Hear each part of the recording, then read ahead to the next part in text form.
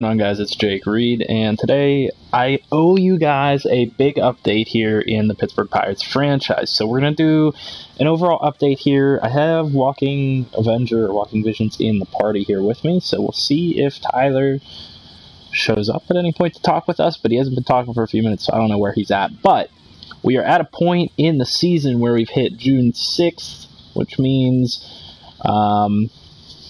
pretty far along through the season. A lot of wins, not a whole lot of losses, which is good record. But we did get our draft picks, which I'm very excited about, and we made a huge trade that I'm going to tell you guys about. Not the most realistic thing in the world, but we're trying to have some fun here, trying to do right by the Pittsburgh Pirates and make a iconic team here. So, first things first, let's go ahead and look at the standings in the division. So we're 43-17. We're 10 games up on the next team, which is the Cubs at 33-27. So we're like way ahead. Obviously doing really well. Had a bit of a slump there after our massive win streak here in the middle of May. We had, I wouldn't say that big of a slump, honestly. I mean, it was like 3 wins, 3 losses, and then a couple of losses here and there. And then we went ahead and hopped into June. We are now 2-2 in June with a third game against Atlanta, trying not to get swept. So that's where we're at in terms of our record, doing really well as a team. And then I want to go ahead and update you on the draft picks. Now, we have signed every single one of our draft picks because we did really well in the draft, and I don't want to let any of these guys go. Our first round pick was a third baseman, Joe Ashburn, who looks to be a very good player. I mean, just by appearances, he looks like he has himself together, looks like a pretty cool dude, but potential-wise, 86 overall with 70 overall as his base rating. So very good player. He's got good contact and good power, so somebody that I expect to move up to the MLB very shortly. I think I have an idea of what I want to do with my overall starters, my overall starting defense, and I'll get to that whenever I show you guys what the trade is that we did. And then our second round pick was Matt Elise. Not sure how to pronounce it. We'll figure that out as we go. But he's a 94 potential, which means he's got a potential, and he's a 70 overall. So another guy that can come up and play in our bullpen very quickly, which will be extremely useful for us there very quick. And then we went ahead in the third round. We picked up Maury Flanagan. Only 18 years old, only C potential, so, a middle-of-the-road type of reliever, but you're not going to hit on every single pick, and that's a pretty good pick for us. And then we came up with another really, really good pick here in, I believe this was actually the third round. We had like a compensatory second-round pick or something. I don't know. One of these is a compensatory pick, so this is like third round right here. With Xavier Driscoll, also looks like a pretty cool dude. 89 potential, 58 overall. So he'll take a little while longer to get into the majors as a starting pitcher, but really good potential there off of him. He'll be one to watch as we go along. And then we got another good starting pitcher in Chad Goldsmith. He is a 61 with B potential, 83 potential, so he'll be a good pitcher. He'd be more of a middle to bottom of the rotation type of guy, which I'm really looking forward to get these pitchers into the farm system as soon as possible, but that'll be at the end of the season. We did sign them all, and they will come into play next year. And then to round out our draft, we have Zane McCulloch, another kind of bottom of the rotation type of starting pitcher. He starts as a 59 overall, but with 76 potential, so, decent guy. And then another relief pitcher, Sean Fox, as our last round draft pick, 20 years old. 74 potential. He starts as a 60. So these are guys that can fill out our farm system and do pretty well. We have at least 4 pretty good to really good players here that I'm excited about for the team, especially Joe Ashburn and Matt Elise, guys that I think can impact the team pretty quickly if we decide to bring them up. And then Xavier Driscoll and Chad Goldsmith over time should find their way into the majors. Now, on to the big trade. What do you guys think it is? I doubt you guys are going to call this. This is something that I'm telling you right now, it wasn't realistic, but it's something that I felt like this is something this team needs to do.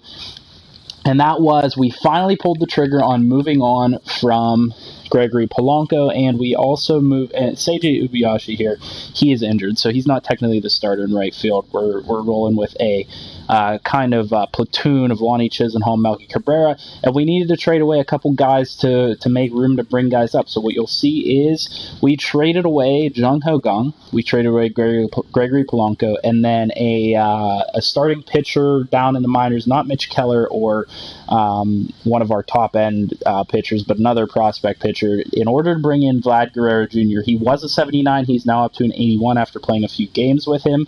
This is a massive pickup for us. I wanted to have the Dreadlock brothers at first and third with Guerrero Jr. and Josh Bell, and we're going to have absolute amounts of power. These guys are both going to get up into the 90s relatively in relatively short order. Josh Bell's already up to like an 87 or something because he's leading the league in home runs, and this finally allowed us to bring up Colin Moran, and Colin Moran saw a huge jump in overall once we brought him up. So we brought him up as a 71, a 70 or 71, and then his confidence shot up, and he's now playing as a 75, and he's platooning along with those other guys in right field. But we're still rolling with Corey Dickerson, Starling Marte, and then Chisenhall Cabrera. So long-term plans here in the outfield. Dickerson, I want to move to right field, and the reason being is that we have Travis Swaggerty, who will be ready to come up in the near future, and Seiji Ubiyashi. Once he's back from his injury, I want to bring him up because he's batting .381 in AAA with 6 home runs. He has the ability to play in the MLB, and I want him to play left field because he has the better speed, would be a better left fielder, in my opinion, than Corey Dickerson, but that will give us a really good outfield. And my 4 outfielders, I want them to be Ubayashi, Marte, Swaggerty, and Corey Dickerson. Now, in terms of shortstop, I want it to be Cole Tucker in the long run.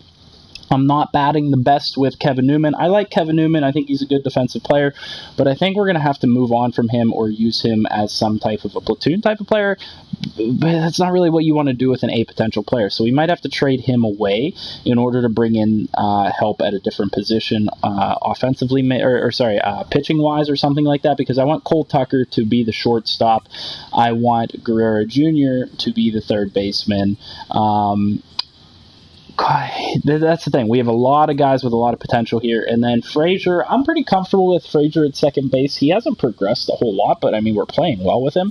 And then Josh Bell is obviously the long-term answer at first base. We're going to try and lock him up for as long as we can. As you can see, his power numbers are ridiculous right now, leading the league in home runs. And then catcher-wise, we're doing just fine. And then I think Jennings was the name of the pitcher that we traded away, a guy that had good potential, but wasn't somebody that I projected to be up in the majors right away. Pitching wise, we're still all the same, except for we do have an update on Nick Kingham and Mitch Keller. Nick Kingham finally hit that 70 overall mark, and Mitch Keller is about to hit that 70 overall mark.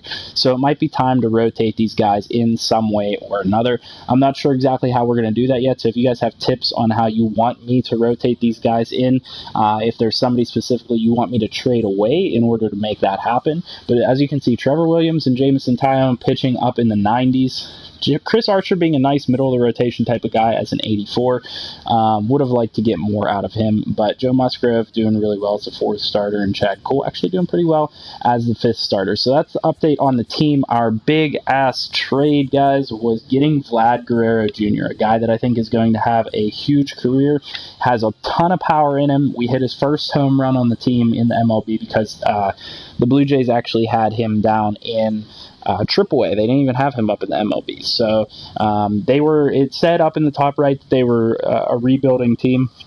So we went ahead and gave them some pieces that would allow them to be successful over the next few years, or try to be successful or competitive over the next few years. And we got back a guy with a ton of potential that fits into what I want to do as a team, which is improve our power numbers. It's something that the Pirates haven't done in a long time, and we got a ton of power by doing that trade. I know we got rid of Gung, but in the long term, I think that this is the better move. And then Polanco, he did well for us at the beginning of the season, but towards this point in the season, he started to slide a bit, and I wanted to trade him before his trade value went lower than it already was. He was around an 81 or an 82 overall. And then I want to show you guys, budget-wise, we have $2.08 million per week. which if you multiply that out, I think it's if you multiply that by 28, that shows what your budget is overall as a team and how much you have left to spend. So 2.08 times 28, we have about $58.25 million worth of cap space that we have to spend. And a lot of that is because we were able to trade away Gung and trade away Polanco, so a couple of contracts that freed up some space. So we will be able to re-sign all of these players that we need to, Corey Dickerson being one that needs to re-sign. So we should be able to keep together this core that we have going. We should be able to keep the team together as we want to, and maybe even add some pieces in the offseason. So that's extremely important for us. In terms of free agents, I do want to update you guys that Dallas Keuchel and the rest of these free agents are really starting to drop in overall.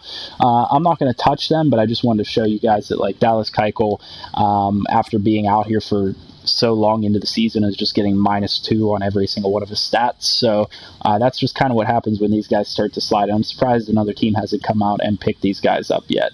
And let me see if there's anything else I want to update you guys on. That's where we are in terms of standings. We have lots of league leaders and guys that are in competition for different awards and whatnot. As you can see, Starling Marte stolen bases, Josh Bell home runs, Trevor Williams with ERA right now. So doing very well as a team, obviously. And that's just pretty much where we're at. That serves as the update for the team in terms of our pitching rotation. ERA-wise, 1.58 with Williams, 3.12 with Jameson Taillon, which I'd like to get down a little bit more.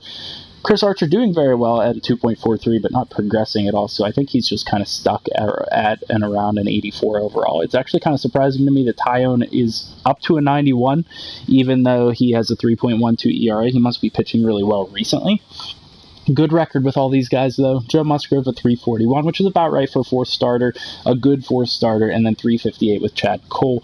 So a little bit of room for improvement there, but I can't complain about that. Our pickup, Jose Urena, in the long relief spot, ERA of 3.43, which is pretty good. 4-4. Can't complain about that. And then the rest of the pitching staff is doing pretty well, except for Michael Feliz, who's at a 4.63 clip.